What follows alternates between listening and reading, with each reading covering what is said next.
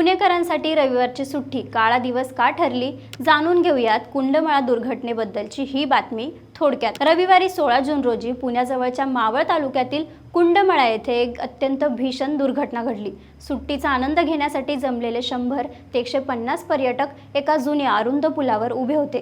गर्दीचा भार सहन न झाल्याने हा 35 वर्ष जुना पूल अचानक कोसळला आणि सर्वजण इंद्रायणी नदीच्या प्रवाहात पडले। या संपूर्ण घटनेने महाराष्ट्राला हादरवून सोडलं आहे। स्थानिक तरुण आणि एनडीआरएफच्या पथकाने युद्ध पातळीवर बचाव कार्य केलं, मात्र या दुर्घटनेत आतापर्यंत 4 जणांचा दुर्दैवी मृत्यू झाला असून 51 जण जखमी आहेत। त्यापैकी 6 जणांची प्रकृती चिंताजनक आहे। कुंडमळा अलीकडच्या काळात फारच प्रसिद्ध झालं होतं, मात्र अशा प्रकारची दुर्घटना घडल्याने पुणेकरांसाठी हा रविवार काळा दिवस ठरला। कुंडमळा दुर्घटनेमुळे तुम्हाला धक्का बसला का? तुमचं उत्तर कमेंटमध्ये नक्की सांगा आणि अशाच थोडक्यात बातम्यांसाठी थोडक्यातला फॉलो करा।